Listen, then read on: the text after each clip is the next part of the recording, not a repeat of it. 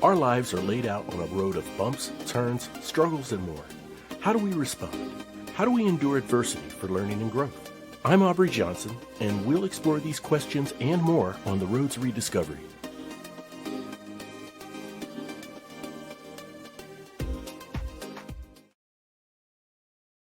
Hello, everyone, and welcome to another episode of the Road to Rediscovery. I'm your host, Aubrey Johnson. The Road to Rediscovery is about reflecting on life lessons to learn and grow from them, and of course, pay it forward and uplift others who are struggling through dark times. I'm very excited to share with you that the Stand Store is now officially open. That's right, inspired by the podcast and the insights from our many amazing guests, we have all sorts of resources targeting your personal growth, from free e-guides to ebooks to the full-blown digital course, the Rediscovery Roadmap.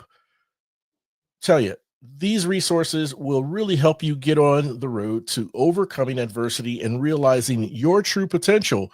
Just visit us at stand.store/road to rediscovery. And we are always, always so grateful for your listenership. All right. My special guest is a functional nutritionist, wellness expert, and founder of SOULHAKKER, an online community designed to enhance energy, mental clarity, and inner peace through accessible tools to inner healing. Ladies and gentlemen, let's welcome Danielle Pashko to the show. Danielle, welcome. It's so great to have you here. Hi, it's nice to be here. Thank you. Oh, no, absolutely. Absolutely. We are thrilled to have you here. Can't wait to unpack just some incredible insights when it comes to inner health. So, if you can start us off, Danielle, by just giving us a glimpse into your journey and your experiences that inspired you to be a champion of nutrition and inner health. Yeah, I think a lot of people have an event that happens that brings them to getting into this work. For me, it started during childhood. I had a sick mother. She was very sick with breast cancer when I was about 8 years old. And she, as part of her healing, she started doing visualization and meditation, following a macrobiotic diet, reading a lot of amazing books that have now become popularized. And unfortunately, she didn't make it, but she left me with these tools. And she passed away when I was 13. And at that time, I felt like I never wanted anyone to suffer like she did. And I started off, I studied with a healer when I was 18 years old, and Mhm. I ended up becoming a Reiki therapist and a polarity therapist, and got my massage license, and then became a yoga instructor, and then got my degree in nutrition and started working in functional medicine and Mhm. doing all of that. And then I got sick. So, Oh, yeah, I was a picture of health, and then I had major health challenges myself. So not only was I a practitioner, I became the patient. So I work in this field through the lens of both. yeah. I really can have empathy for people who are suffering, because I think everything that I'm really good at is probably not just because I learned it in school, but because I've lived it. Yeah. So it's yeah. So I continue to walk this journey, and I think now, because I'm feeling really well, thank God, and I had the right tools to be able to get to my own healing, that I Mhm. just want to share it with the world.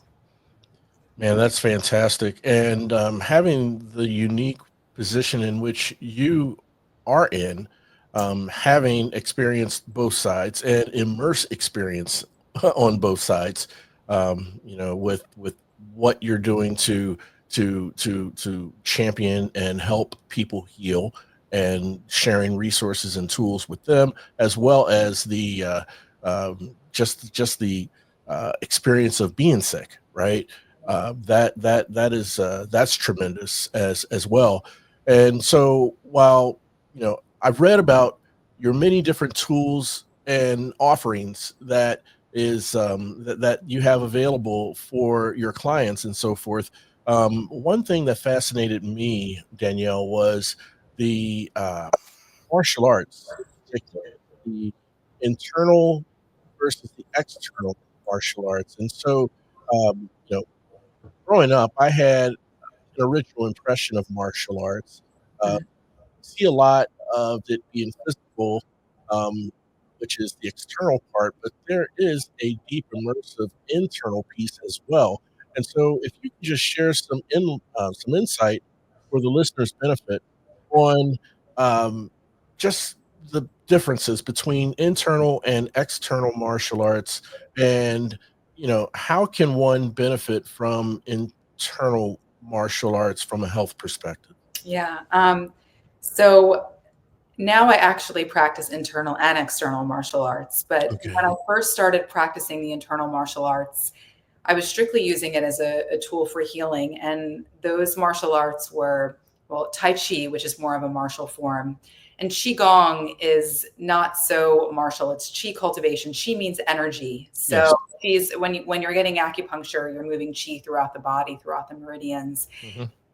the energy channels. And I was really in bad shape when I first started. I mean, I had been very physically fit, and at this point, I had Lyme, and I had long COVID, and I had trouble even functioning and leaving the house, and a lot of dizziness and heart palpitations, and just really didn't have a lot of stamina to do much. So I said, let me start with Tai Chi and Qigong because I knew it was softer. Had I not been sick, I probably would have gone right into the Kung Fu, which is what I do.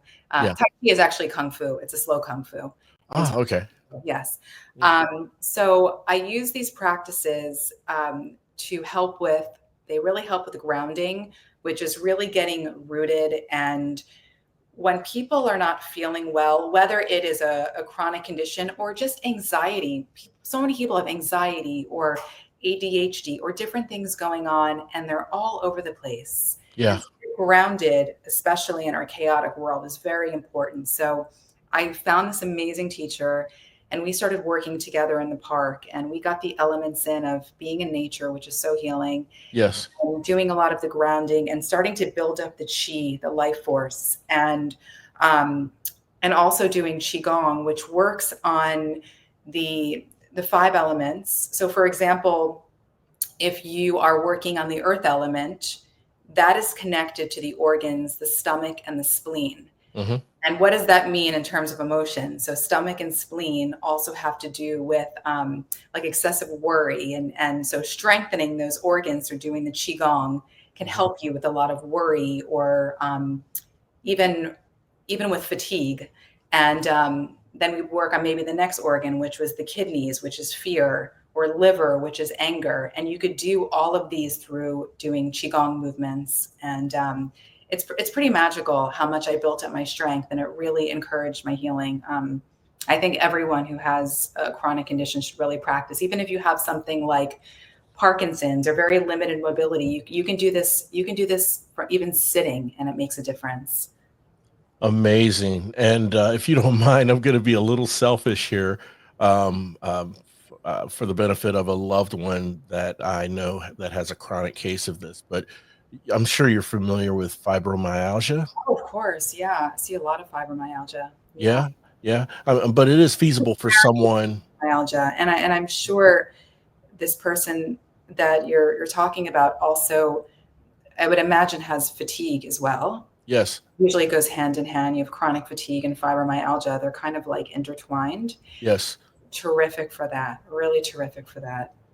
Oh, that's amazing. I mean, it's amazing. And one thing that I found truly fascinating that you just mentioned with Qigong is how you can target organs for particular afflictions. Yes. That is so methodical, and it's so, I mean, I can't begin to fathom, Danielle, the amount of study and the amount of just research, to early in Eastern medicine, I would imagine that came to this conclusion that these organs are related to certain afflictions. Right. And that's the whole system of acupuncture, traditional Chinese medicine. Yeah. They work completely that way. And it's so interesting because when you go to a Chinese medicine doctor and or an acupuncturist, and they will say to you, what's going on in your life? Hmm. What are you feeling? How's your stress? How's your, digestion? Are you sleeping okay? How are your menstrual cycles? Like they ask all these personal things, Yeah. and they will tell you, okay, I think you have some kidney chi deficiency. We need to work on strengthening the kidneys, or you have blood stagnation and we need to work on the circulation Yeah. and move the blood throughout the body. Well, Qigong is like doing acupuncture to yourself. So for someone with fibromyalgia as well, their circulation really isn't so great. So this really helps in that area, and that's how you start to get the energy back, because you're moving the blood throughout the body. You're moving everything, and a lot of us have all this stagnation, and that's why we can't feel well. And to be able to move everything, it frees up our body to start to be able to heal again, rather than just feeling in that stuck place. And that's where I was. I was very stagnant. I had a lot of pressure in my head. I was dizzy all the time, Mhm. and I needed to bring the chi down. I needed to bring it down to my feet. And so doing these kind of movements really helped me so much. And I mean, I have an appreciation for medicine. It's not that I'm not for doctors. I've worked in clinical practice almost my Sure. whole in medicine, in clinics. So I Right. understand that, but I think there's such an element missing, that we can do so much healing for ourselves. Hmm. And it shouldn't be that every time that someone has a flare of whatever is ailing them, that they freak out like, oh no, I have to make an appointment with the doctor. When's my, oh, I Right. get in for 2 weeks. What am I? Right. This is like, you have tools now that you can actually start to help with your healing on your own. You can move into a posture, be like, okay, I'm going to hit my stomach and work on building up the intestines, like, and Yeah. you start doing these things on your own. And that's it came to, that's what started happening to me. I was like, oh yeah, I have a little bit of a migraine, or oh, I'm a little fatigued, I'm going to go do this exercise. And made such a difference. Wow, that's incredible. And I can see that. I can see that. That makes all kinds of sense, Danielle. As you were mentioning that, one thing that came to my mind was at the start of the pandemic, March of 2020, and the shutdown, right? So Right. um, we weren't shut down, but we changed to remote working, right, from home. And so it's so easy when you work from home to just crawl out of bed, crawl across the hall to your office, Oh get yeah. on your computer. And to me, that's not fulfilling. And and you're not really starting off with your mind right. You're not starting off optimal in an optimal disposition to start your day by crawling out of bed and crawling across the hall. So, I came up with these certain stretches and exercises. Right. It wasn't yoga or anything like that, but just some calisthenics, I guess. And It it's doesn't matter. That's yeah, something, it's so important to have your rituals like every yeah, day. And it's like, whether it's yoga, whether it's qigong, whether you're just getting up stretching, whether it's just yeah. getting some sunlight, for a few minutes. Yeah, no, for sure it is, and I felt refreshed. I felt, I mean, psychologically, I felt like my mind was right, and so to this day, I call it. I tell my wife I got to get my mind right. I'll be in here for about 25, 30 minutes, and so forth. One thing that I had a question for you. It's regarding energy, chi, and so to me, I mean, whether it's Eastern medicine or Western medicine, Eastern practices, Western practices, energy is real. Energy is universal. Energy is common. And I don't know, maybe it was me, but uh, the word energy or even chi would give an inference or an impression of an Eastern practice. But I can't help but think in the clinical world of Western medicine, they have to consider energy as part of how the body works. What toxins are in the body that can be worked out? I mean, what are your thoughts on that? So it's starting to become recognized more in an allopathic medical practice, which means like traditional medical practice. Yeah, Really hear much talk of energy other than like the mitochondria in the body, which produce energy, and that sort of way, but not like building up your own energy, like from a spiritual perspective. And, and right. yoga call it prana, I and see. and and Tai Chi and Qigong. It's like Qi in Eastern philosophy. Yeah. But there is a lot of talk now of the nervous system, which you hear a lot in the functional medicine space, Hmm. and how when our energy is not right, we're living in this sympathetic state, the fight or flight, Yeah. versus the parasympathetic, which is more the rest and digest. And that's kind of an emerging space where people are talking about now how that's so important. And it really is. And this helps to regulate the nervous system. And Mhm. I think people are looking for all types of ways to do that with energy, and sometimes a lot of times they're using supplements to do that, Yeah. or they'll say sit in front of a red light, that'll give you energy. And Hmm. but that's not building up your own energy. It's like taking something to be able to produce a response, whereas when you're actually Wow. doing these movements on your own, Yeah. you're creating such a different, it's like next level healing. It's like, for me, when I was not feeling well and I had every biohacking tool you could potentially think of. I mean, you just should see my house, between the the red light, the infrared sauna, Yeah. the cold plunge, like all that kind of stuff I had going on, but Hmm. nothing worked as well as actually building up my own energy and doing it on my own. And I think that's where people really get the healing. Wow, that is crystal clear in my eyes, Danielle. It really is, because these external devices and everything, I guess they can generate some sort of energy, or you get something out of it, but it's not. It's not as enriching, I guess, as the energy that you build up by actual movement Right. and doing something. And to add to that, I was speaking with a client yesterday, and he was Hmm. talking to me about doing psychedelics and saying, do you think that would be a good thing for me? I heard it's good for the nervous system. It could release trauma. And, Hmm. I don't have a judgment against it either way. I think if someone wants to do it, fine. But the Right. point I was making is that you have to have a vessel to be able to receive like all this light and energy. And when you're going through maybe a psychedelic experience, it's like you can do it, but it's not natural. It's like you're taking something and then Right. you're Right. experiencing it. But after that happens and you try to recreate that, it's difficult because you haven't grown to that place where you can do this on your own.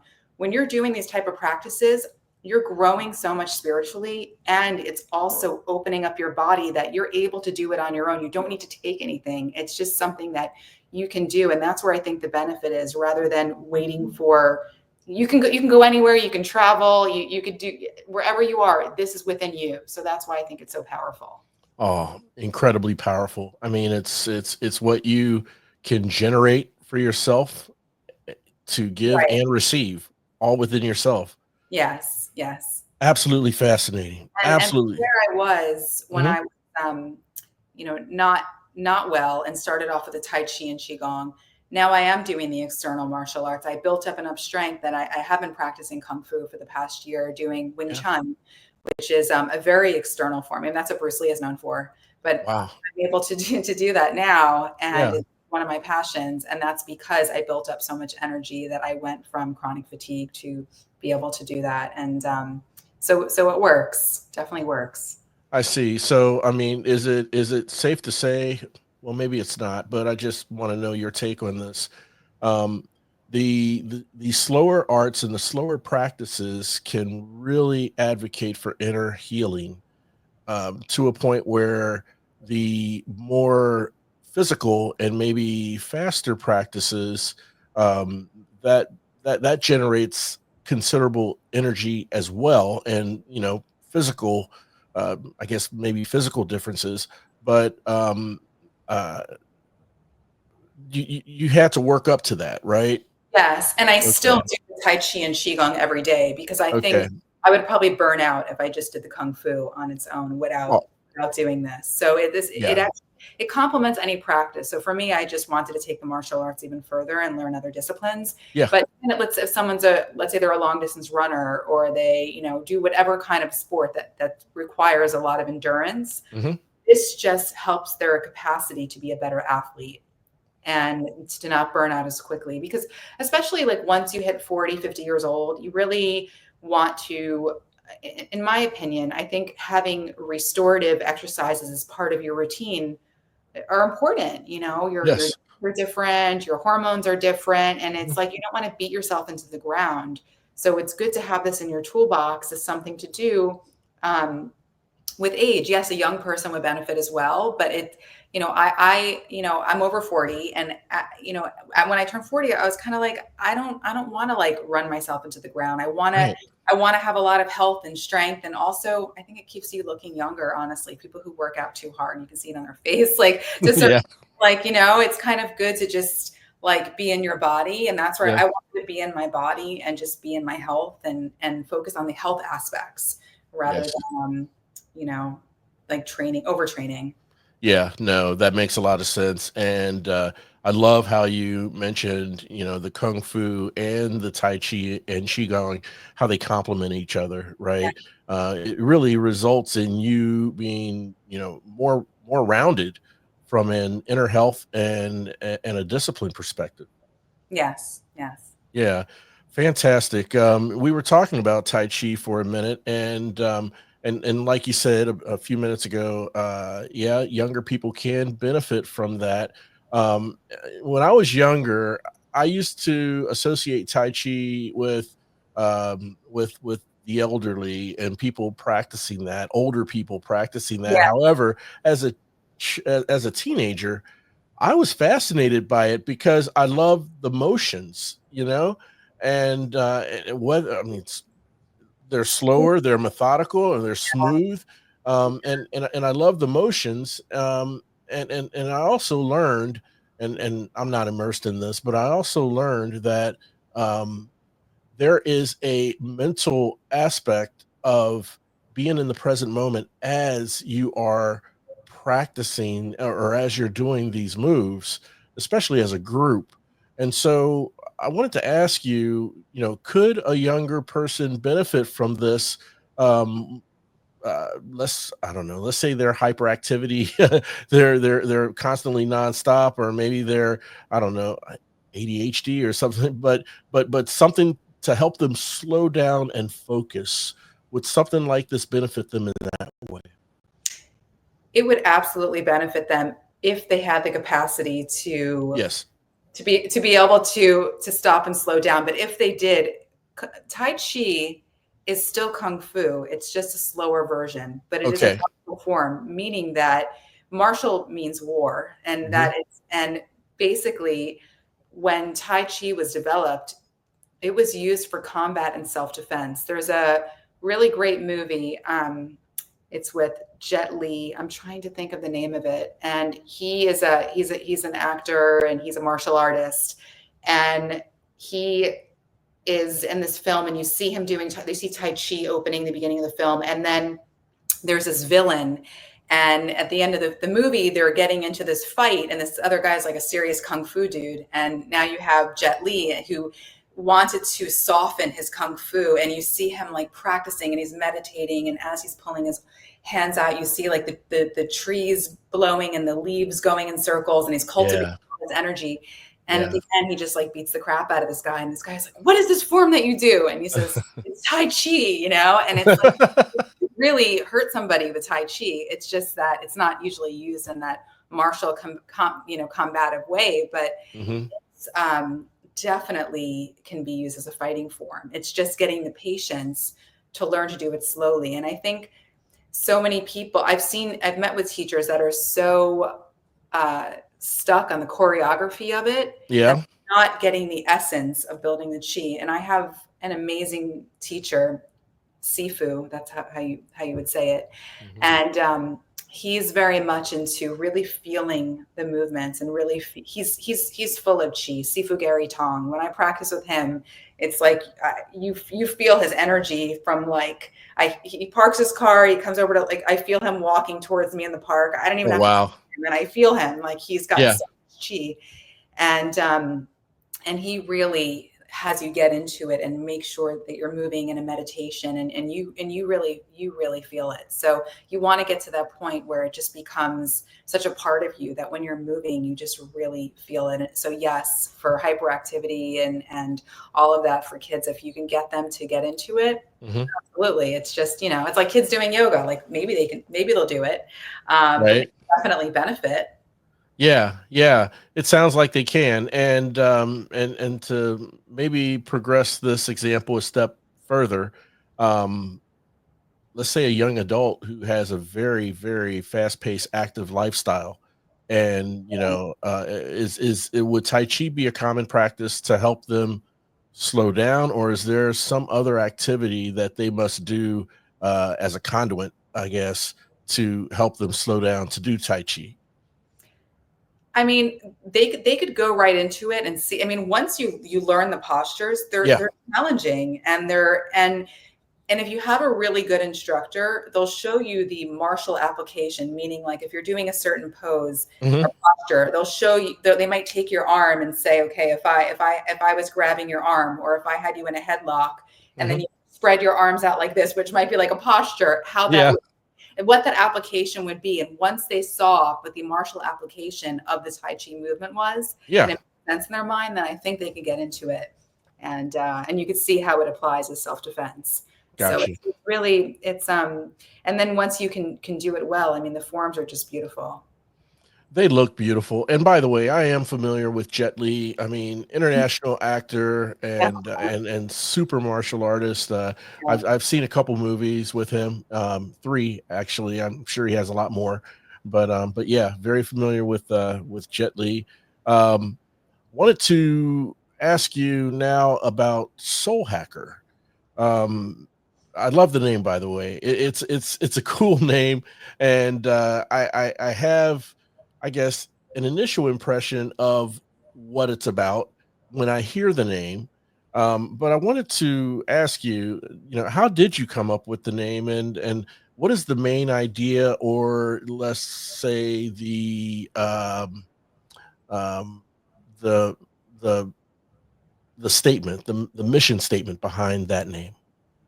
Well, I think a lot of people are familiar with biohacking, especially health Yeah. seekers. Yeah. And the biohacking world, while it has merit, and I think there's a lot of good things, people who are not familiar with biohacking, maybe people are trying to hack their own biology through doing things, taking lots of supplements, infrared sauna, red light therapy, getting Yeah. up first thing in the morning, like all, jumping in a cold plunge or Yeah. whatever the next trend is. And yes, those things can be good, but I find that biohacking is good for a healthy person who wants to be healthier. Mhm. But for someone like myself, it was very frustrating because I wasn't well. So when I would jump in a cold plunge or do an infrared sauna with my frazzled nervous system and being so sick, I would go into bed. Like it would actually just make me stay in bed for like 2 weeks. Like my Oh, body wow. could not handle all the biohacks. So Yeah. it was not hacking. It wasn't giving me a hack to like live better and feel better. It Yeah. was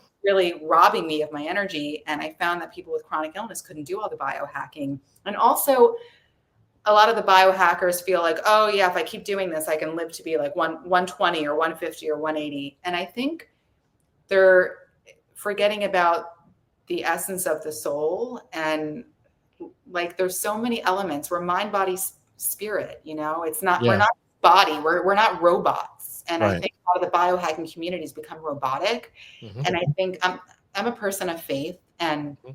listen, it doesn't matter to me what religion somebody is, or even if you're religious, but having a belief in something, whether it's a universe or a higher power, and for me, it is a higher power. Right. But I think in in my opinion, I feel like that is so critical to healing and really being in touch with the soul, and really being being able to listen to your gut and knowing what your body needs and following your intuition and Yeah. tuning into that. And the healthier you are and the more regulated your nervous system is, the Mhm. more you are able to heal. And so Soul Hacker for me was really just getting into the essence of the soul and hacking that, and what are the tools that we can get more connected to our soul.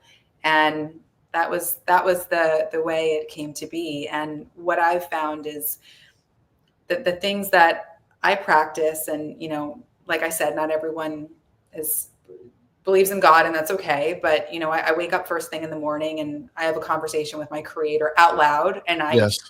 I let my problems go. Like, I feel like you need to have a release. Like I talk to him. Maybe I Yes. sound crazy, but I do that. Not at all. And yeah, and then I have some affirming statements that I like to say that I feel like give me power in my body, whether it's about my health or whether it's about professional or my relationships. I get into Yes. that. And then also then doing the martial art forms, which really get into the essence of your soul as well, like the Tai Chi and the Qigong, and getting rooted. And we even do a lot of bowing, which is showing gratitude. And like Yes. all of these things are just really soulful practices.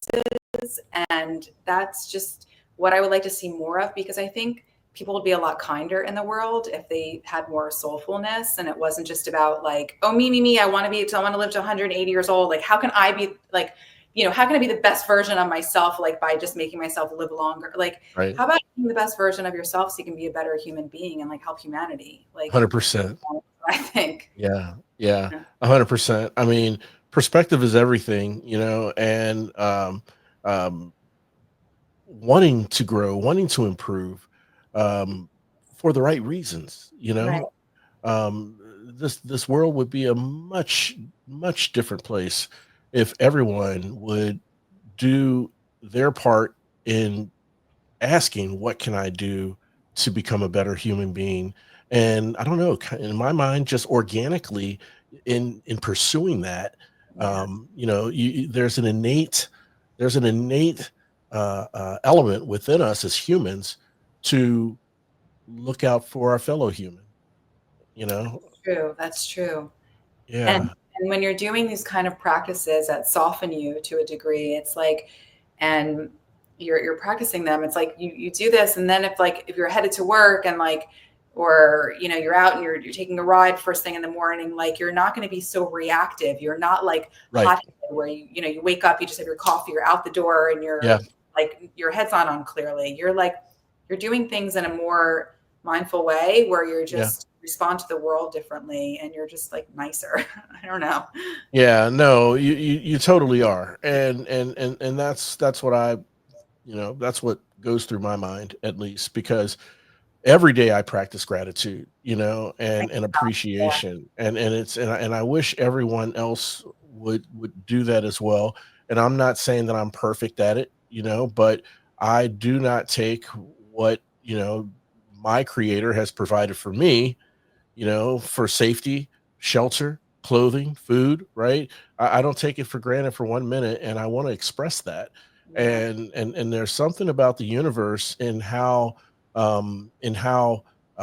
just things around you kind of rotate when you have a certain persona about you, and energy about you, as you carry yourself through life with positivity, love, compassion, empathy, those types of things. And that's what it sounds like, that's what these practices can help us, move in that direction for.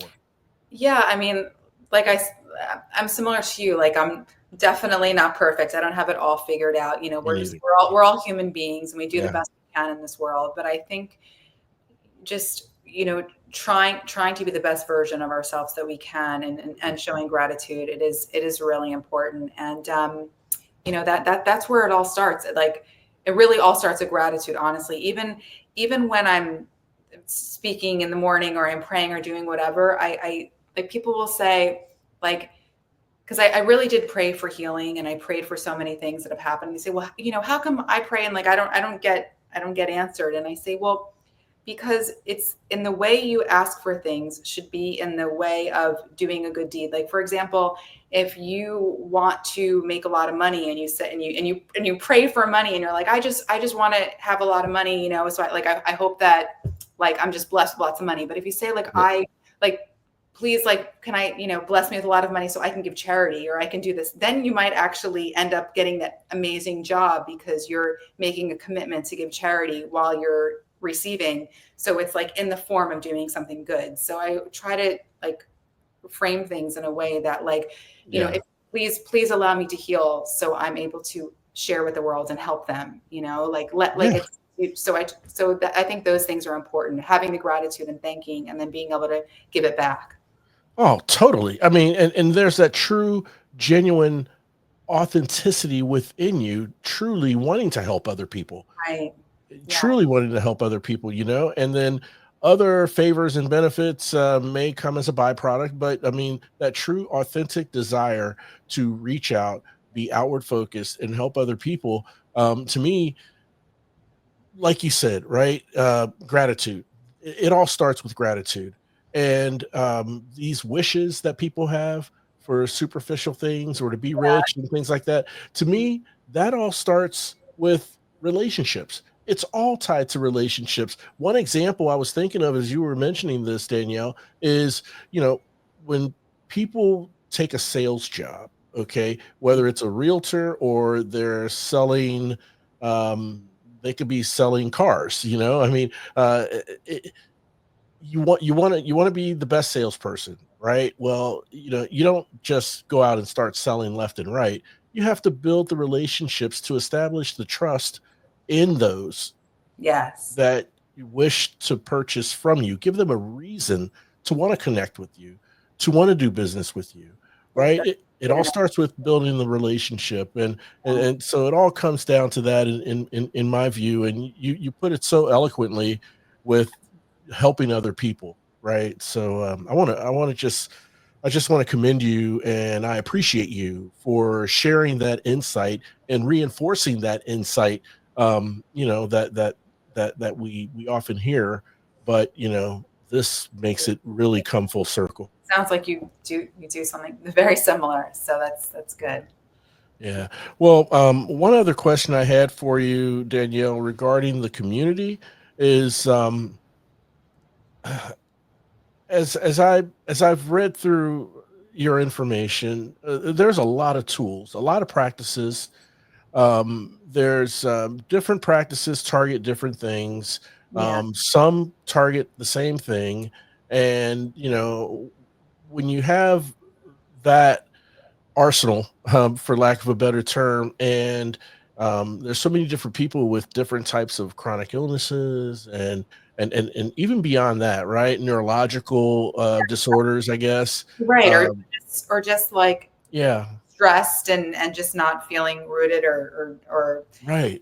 I work with a lot of people who don't have anything, no kind of chronic illness, but they're just completely frazzled and they just, having a lot of issues just kind of coming down. Yeah. So do you and the community help people try to determine what tools and what methods work best for them based on their current condition? Is that the idea? That does make sense. So how I have it currently offered is I have a video series where people can work on. It's mostly qigong, so Okay. it more helps them with their getting grounded and learning these movements to be able to, as we talked about, the organs, bring Yeah. circulation and that sort of thing. Yeah. And then also I have community videos where people can watch that are whether they're interviews or podcasts or just from talking to them, so Mhm. they can get information. This is it's $10 a month, so really that's what they get for doing that. If someone really wants something more personalized and they want to know exactly what's for them, then they Yeah. would probably end up working with me. Gotcha. Yeah. Gotcha. It's Yeah. it's hard to really know, like everyone's so different. So Yeah. that's why then it would probably be a consultation and we would go through that. Gotcha. And wow, what a segue, because I wanted to know if you could share for the listeners, how can they connect with you, follow you, learn more about the great work you're doing, and all that good stuff. So my website is spelled a little different. So it's soulhacker.com, but it's Mhm. SOULHAKKER.com. Okay. Or on Instagram, I'm just always throwing up content, which is I'm at the Soul Hacker, again with two Ks. Got you. And you said at the THE? Yes, at the Soul Hacker. There's Okay. just Soul Hacker there, somebody, but he's I don't No, even, I think he's like a bot. I like checked it out. I'm like, that's not uh, me. No, no, it's, that's not you. No, yeah. you're at the SOULHAKKER. Yeah. Okay. On Instagram. Mhm. Gotcha. Gotcha. Well, I tell you what, Danielle, we're gonna share those social media handles and web Yep. addresses in the episode show notes for the listeners' benefit, so they can click those links, they can connect with you, learn more about your great work while listening to this conversation. Danielle Pashko, I truly, truly appreciate you coming on the show, sharing Thank your insights, giving great insights for the listeners' benefit. And I hope we can stay in touch and hopefully bring you back, in the near future sometime.